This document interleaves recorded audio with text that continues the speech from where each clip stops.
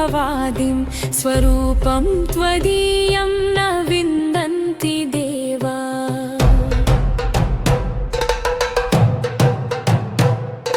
जगन्मोहिनीयं तु वाग्वादिनीयं सुहृत्पोषिणी शत्रुसंहारणीयं वचस्तम्भनीयं किमुच्चाटनीयं स्वरूपं त्वदीयं न विन्दन्ति देवा।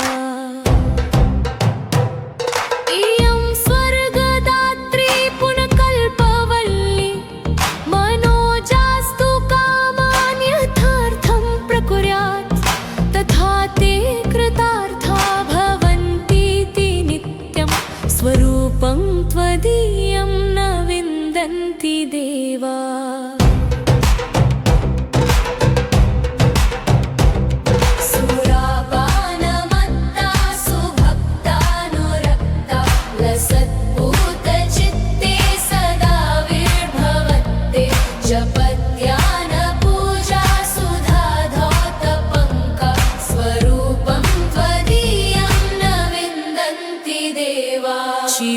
चिदानन्दकन्दं हसन्मन्दमन्दं शरच्चन्द्रकोटिप्रभापुञ्जबिम्बं मुनीनां कवीनां हृदि द्योतयन्तं स्वरूपं त्वदीयं न विन्दन्ति देवा।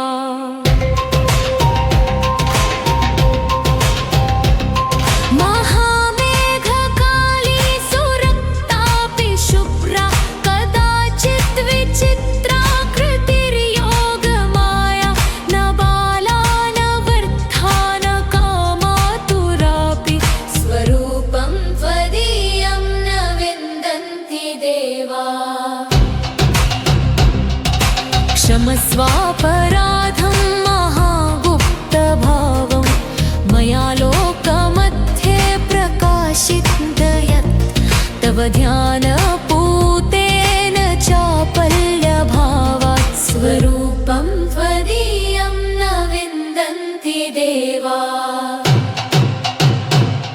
यदि ध्यानयुक्तं पठेद्यो मनुष्यः तदा सर्वलोके विशालो भवेच्छ। गृहे चाष्टसिद्धिर्मृते चापि मुक्ति स्वरूपं त्वदीयं न विन्दन्ति देवा।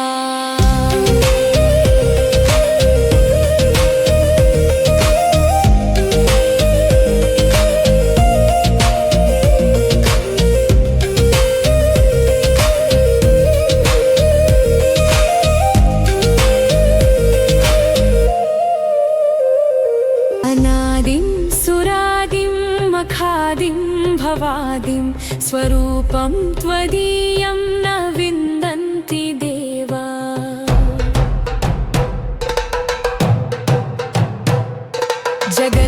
जगन्मोहिनीयं तु वाग्वादिनीयं सुहृत्पोषिणी शत्रुसंहारणीयं वचस्तम्भनीयं किमुच्चाटनीयं स्वरूपं त्वदीयं न विन्दन्ति देवा। इयं स्वर्गदात्री पुनकल्पवल्ली मनोजास्तु कामान् यथार्थं प्रकुर्यात् तथा ते कृतार्था भवन्तीति नित्यं स्वरूपं त्वदीयं न विन्दन्ति देवा।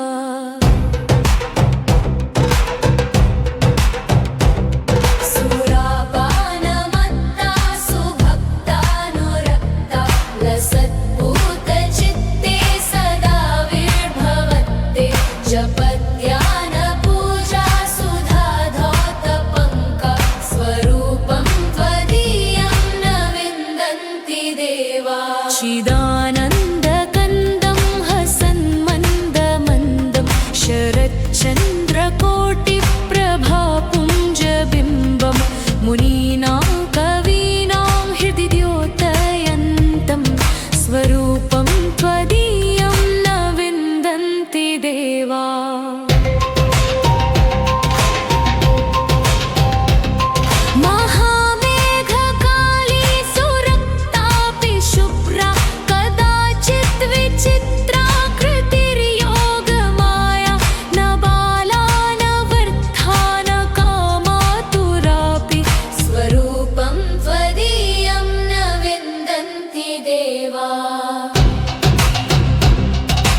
क्षमस्वापराधं महागुप्तभावं मया लोकमध्ये प्रकाशितयत् तव ध्यानपूतेन चापल्यभावात् स्वरूपं त्वदीयं न विन्दन्ति देवा।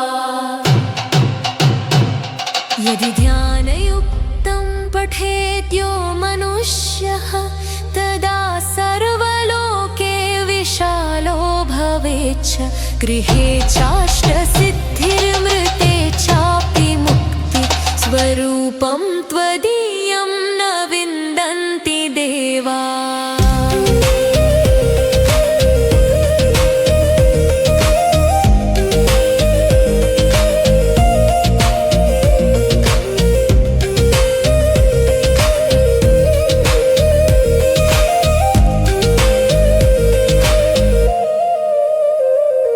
अनादिं सुरादिं मखादिं भवादिं स्वरूपं त्वदीयं न विन्दन्ति देवा।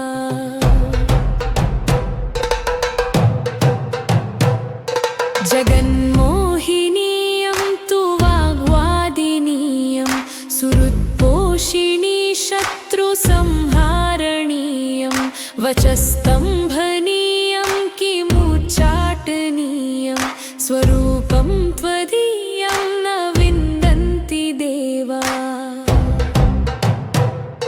इयं स्वर्गदात्री पुनकल्पवल्ली मनोजास्तु कामान् यथार्थं प्रकुर्यात् तथा ते कृतार्था भवन्तीति नित्यं स्वरूपं त्वदीयं न विन्दन्ति देवा।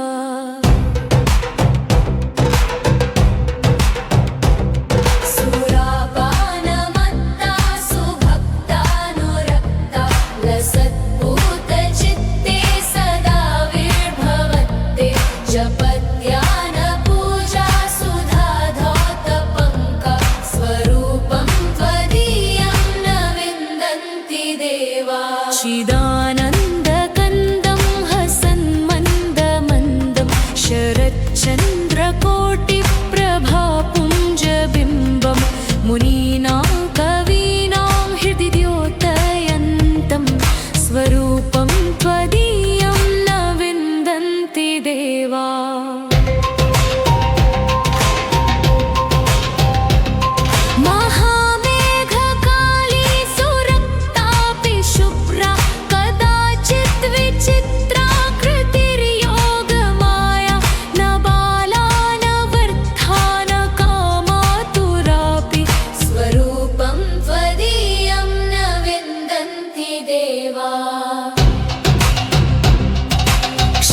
क्षमस्वापराधं महागुप्तभावं मया लोकमध्ये प्रकाशितयत् तव ध्यानपूतेन चापल्यभावात् स्वरूपं त्वदीयं न विन्दन्ति देवा।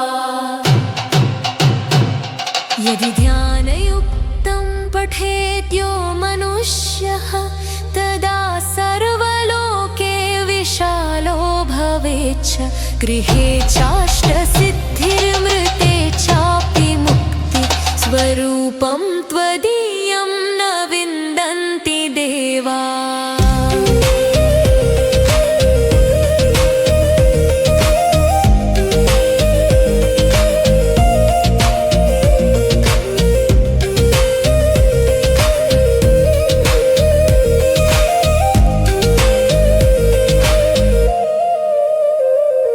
अनादिं सुरादिं मखादिं भवादिं स्वरूपं त्वदीयं न विन्दन्ति देवा।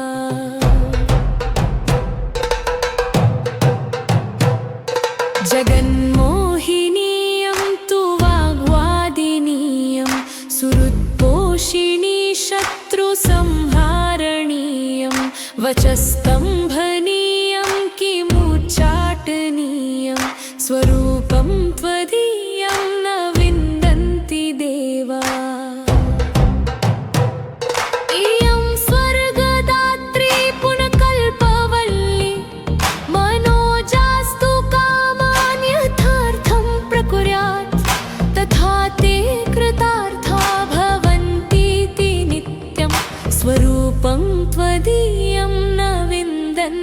देवा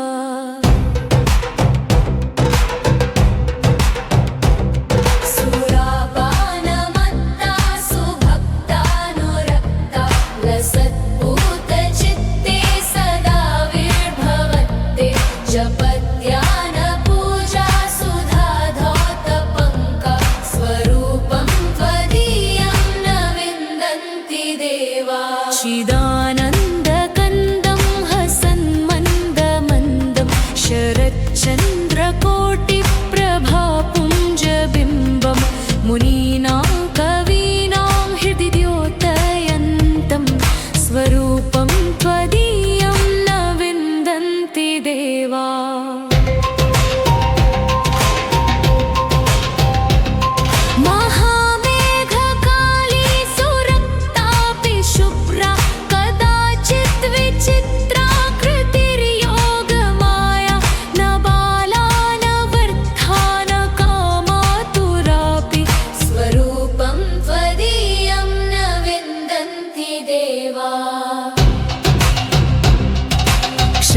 क्षमस्वापराधं महागुप्तभावं मया लोकमध्ये प्रकाशितयत् तव ध्यानपूतेन चापल्यभावात् स्वरूपं त्वदीयं न विन्दन्ति देवा यदि ध्यानयुक्तं पठेद्यो मनुष्यः तदा सर्वलोके विशालो भवेच्छ गृहे चाष्टसिद्धिर्मृते चापि मुक्ति स्वरूपं त्वदीयं न विन्दन्ति देवा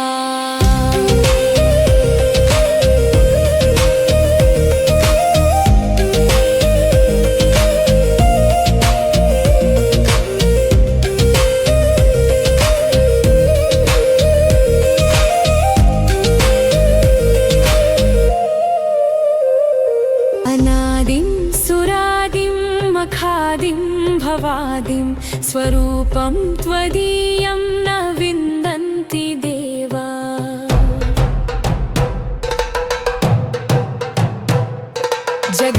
जगन्मोहिनीयं तु वाग्वादिनीयं सुहृत्पोषिणी शत्रुसंहारणीयं वचस्तम्भनीयं किमुच्चाटनीयं स्वरूपं त्वदीयं न विन्दन्ति देवा इयं स्वर्गदात्री पुनकल्पवल्ली मनोजास्तु कामान् यथार्थं प्रकुर्यात् तथा ते कृतार्था भवन्तीति नित्यं स्वरूपं त्वदीयं न विन्दन्ति देवा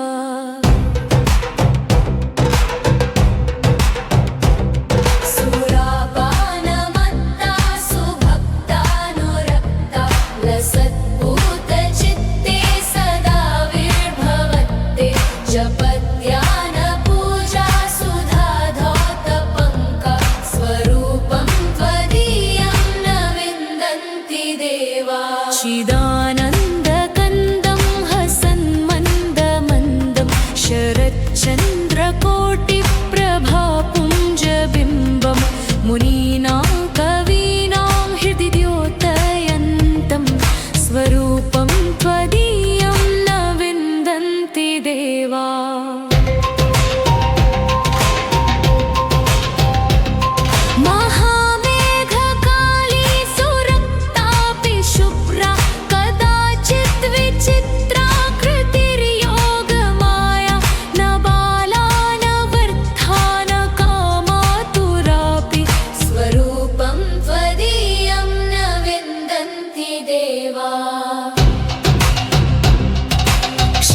क्षमस्वापराधं महागुप्तभावं मया लोकमध्ये प्रकाशितयत् तव ध्यानपूतेन चापल्यभावात् स्वरूपं त्वदीयं न विन्दन्ति देवा यदि ध्यानयुक्तं पठेद्यो मनुष्यः तदा सर्वलोके विशालो भवेच्छ गृहे चाष्टसिद्धिर्मृते चापि मुक्ति स्वरूपं त्वदीयं न विन्दन्ति देवा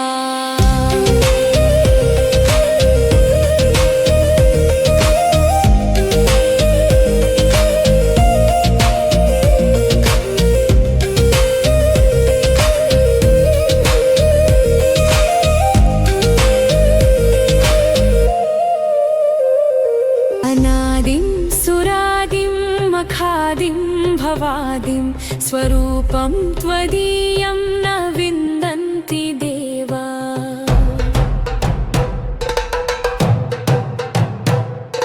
जगन्मोहिनीयं तु वाग्वादिनीयं सुहृत्पोषिणी शत्रुसंहारणीयं वचस्तम्भनीयं किमुच्चाटनीयं स्वरूपं त्वदीयं न विन्दन्ति देवा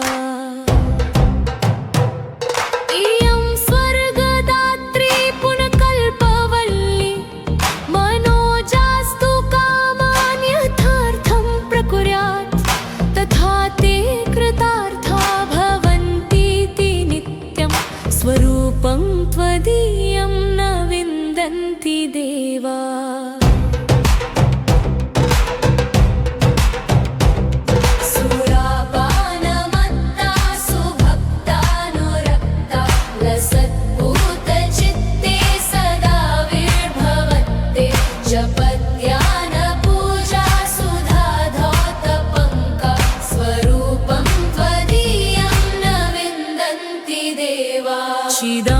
चिदानन्दकन्दं हसन्मन्दमन्दं शरच्चन्द्रकोटिप्रभापुञ्जबिम्बं मुनीनां कवीनां हृदि द्योतयन्तं स्वरूपं त्वदीयं न विन्दन्ति देवा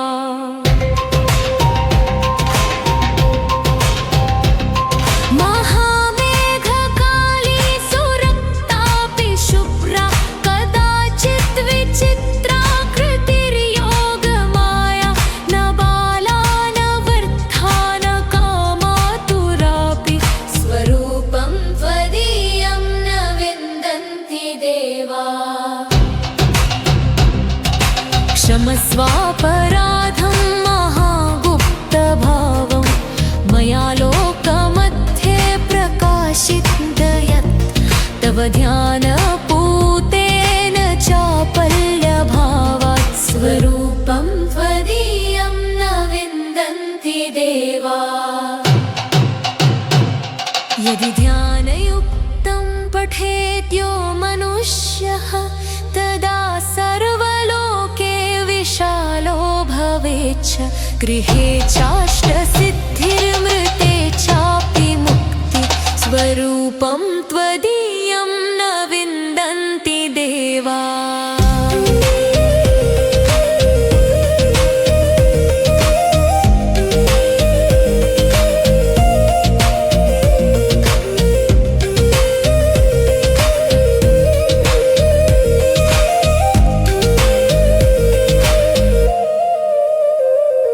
इति श्रीमच्छङ्कराचार्यविरचितं श्रीकालिकाष्टकं सम्पूर्णम्।